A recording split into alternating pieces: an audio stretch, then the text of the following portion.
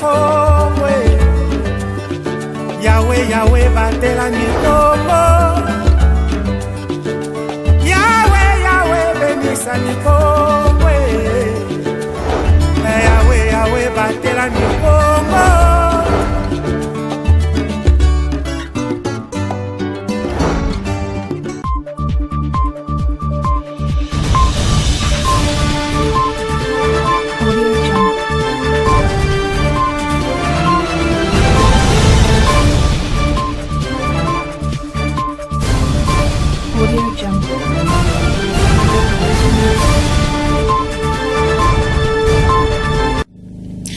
Merci de choisir ma bannière télévision pour vous informer. Mesdames, Messieurs, bienvenue dans ce rendez-vous d'actualité et sur nos antennes.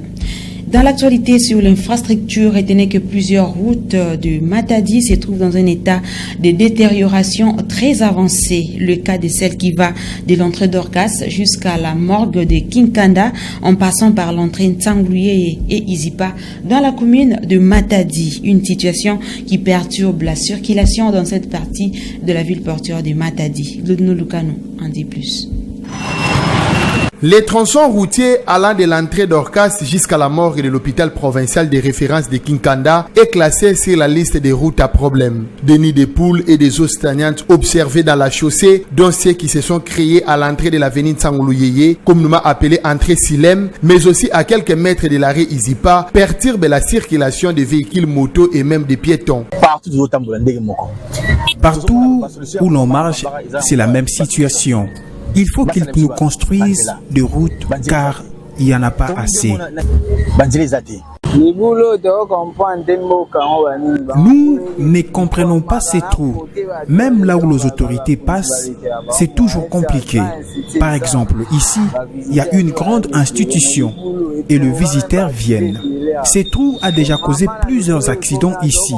Nous ne comprenons pas à quand ils viendront réparer ces trous. Parce que jusque-là, nous ne voyons aucun signe. Et si ces trous devenaient encore plus grands, qu'allons-nous faire?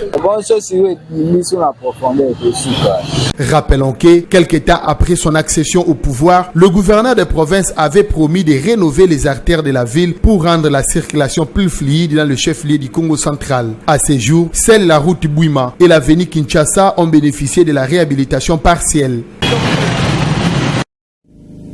Parlons encore infrastructure dans ce journal. Selon les conseillers en communication du gouverneur de province, Martin Solo, plus de 300 km de routes de dessertes agricoles ont été réhabilités à travers la province du Congo central dans les 100 premiers jours du gouvernement Bilolo. Malgré cela, les taux de routes réhabilitées ou asphaltées est en dessous de la moyenne. État des lieux de routes de dessertes agricoles du Congo central dans ce dossier de Pacifique Mwanda.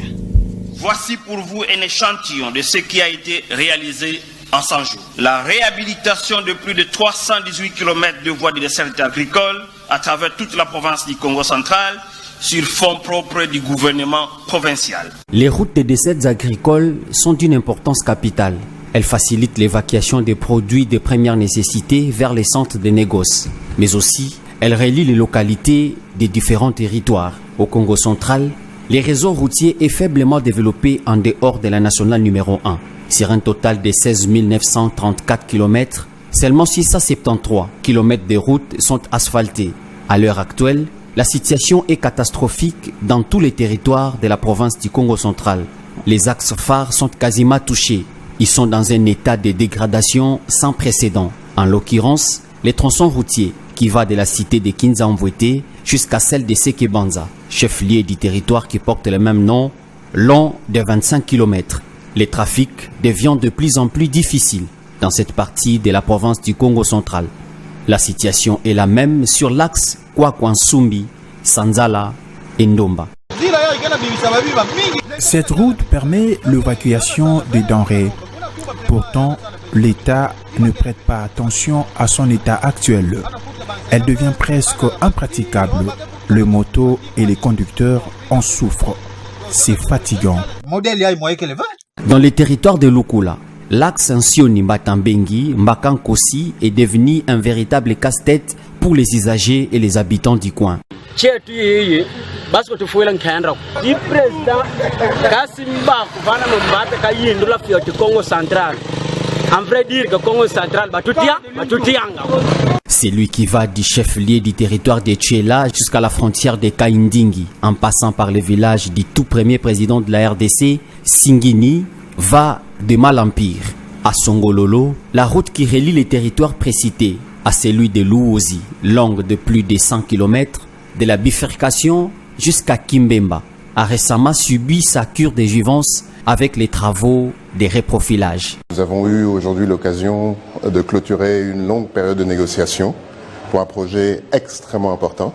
Ce sont des travaux d'infrastructure classiques qui sont sur la route, comme je vous ai dit, Kwilu-Kimpangu, et qui vont constituer à mettre en place en réalité tout ce qui est nécessaire pour qu'une route soit érigée sur ce tronçon d'environ une centaine de kilomètres. En dépit de ces assurances faites en avril 2023 à l'issue de la signature du contrat pour la rénovation de cette route de plus de 100 km allant de la bifurcation de la cité de Kwilungongo jusqu'à la frontière de Kimpangu, la situation demeure alarmante. Nous sommes dans les territoires de Mbanzangungu, dans les territoires de Madimba, la RN numéro 16 dans son tronçon compris entre Kisantu Popokabaka en passant par Kimvula est dans un état de dégradation très avancé malgré quelques tentatives de rénovation en 2006 et 2017. Et dans l'actualité environnementale, retenez que le pays de Félix Antoine Tshisekedi Tshilombo a célébré la journée nationale de l'arbre le jeudi 5 décembre 2024. À l'occasion de cette journée, les experts de l'INERA ont présenté quelques stratégies visant la promotion et la protection des forêts en République démocratique du Congo qui jouent un rôle crucial dans la régulation climatique mondiale. Images et commentaires.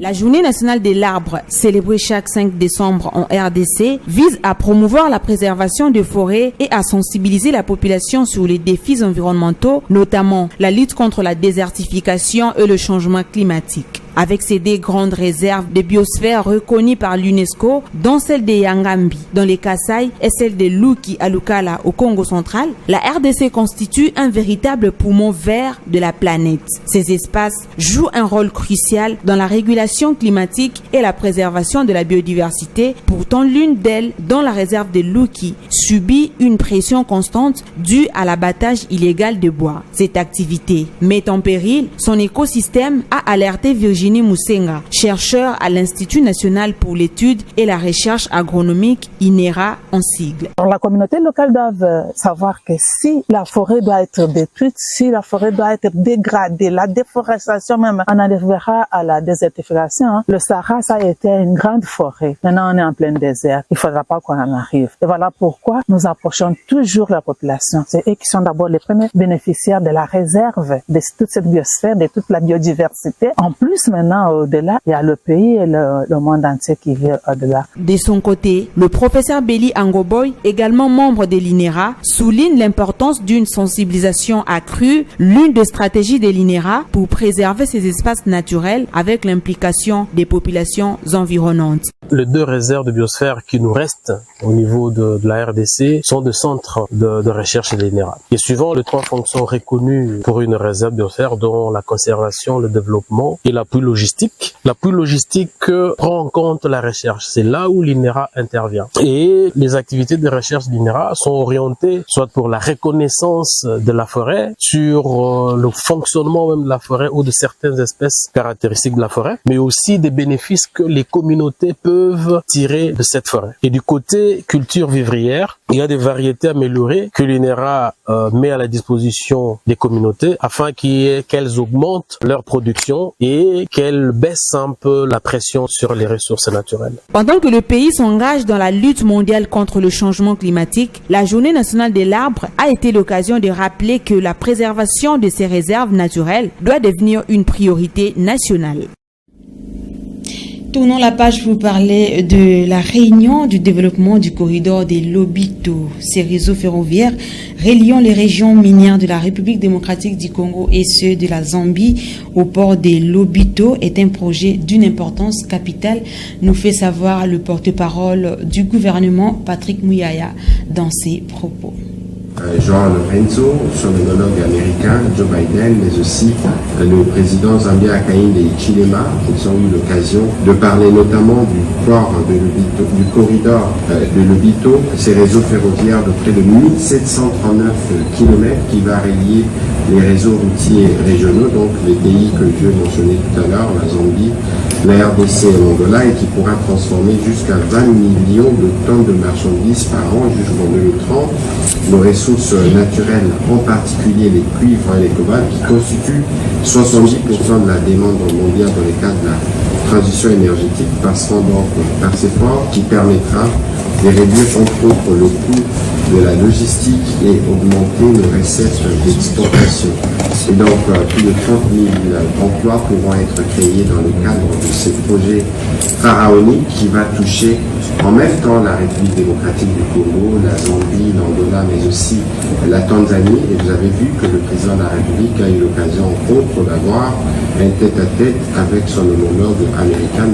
Et en dehors des frontières de la République démocratique du Congo, en Géorgie, retenez que malgré les menaces du pouvoir, des milliers de manifestants pro-Union européenne se sont rendus jeudi soir dans les rues de Tbilissi pour une 8e nuit de mobilisation en Géorgie. Suivez. Ni le froid, ni les menaces du gouvernement ne parviennent à les dissuader. Pour la 8e nuit consécutive, ces milliers de manifestants se massent devant le Parlement géorgien pour crier leur colère contre le parti au pouvoir. Aujourd'hui, c'est une dictature en Géorgie. Et moi et mes amis, ma nation, nous sommes réunis ici pour protester contre cette violence et cette corruption au sein du gouvernement. Si nous voulons la liberté, nous devons nous battre pour elle. Il est donc dangereux d'être ici, mais cela en vaut la peine.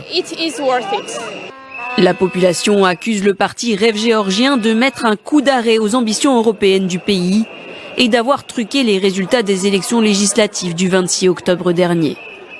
Accusation niée par le gouvernement qui y répond par une répression de plus en plus violente.